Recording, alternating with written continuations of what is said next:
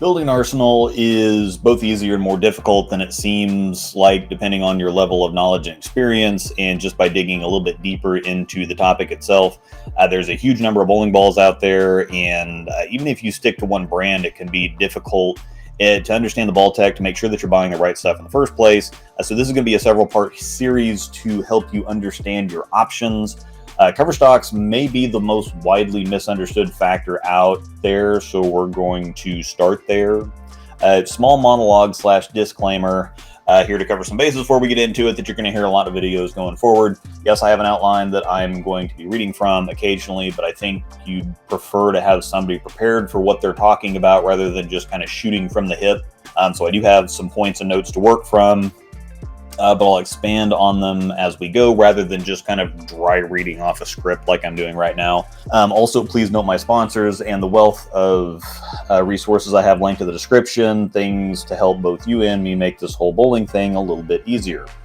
I'm going to also put this disclaimer in every one of these this Arsenal building videos. So again, sorry up front for the repetition, but bowling balls are not magic. They are tools just like golf clubs. Some balls are more versatile and some are designed for more specific purposes.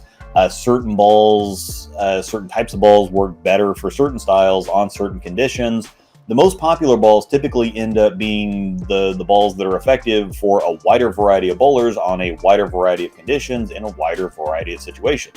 Now, cover stocks are misunderstood specifically because people, for some reason, always default to talking about the cover types. Everything is pearl, hybrid, or solid, and it's talked about like they're all fixed strengths. Like pearl balls are apparently for transition and dry lanes to go long and snap. Solids are early and smooth and are really strong and meant for heavy oil, and hybrids are kind of somewhere in the middle. However, no one seems to stop and think that the exotic gem is a pearl, but so is the high road pearl, and those two balls aren't in the same universe. The answer then might be, well, but the chords are different. The exotic's super strong asym, the high road pearl is a weaker symmetric ball. And core does make a pretty big difference, and we'll cover that in the core video.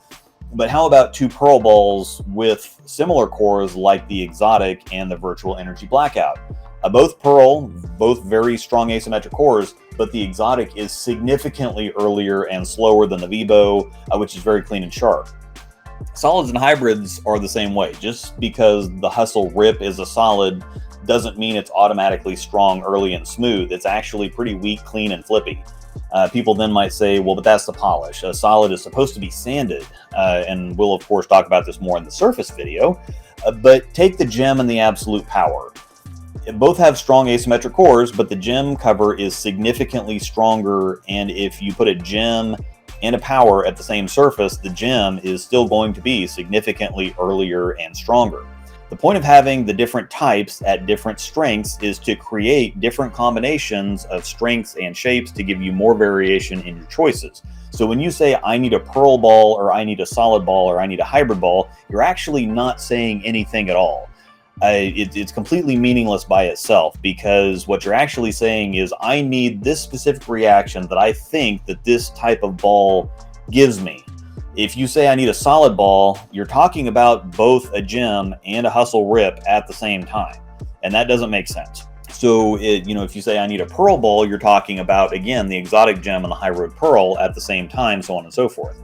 The question you should start with is, I need this type of reaction. What specific ball does this? And if you need a ball that's for light to medium oil and that's longer and sharper, you could be talking both about the high road pearl and the Hustle Rip. Because as you've seen here, I've shown a few shots, the general ball reaction is really similar, which completely wrecks the traditional solid hybrid pearl hierarchy that people, for some reason, still want to follow. You have to stop and think about what you're actually saying and talking about.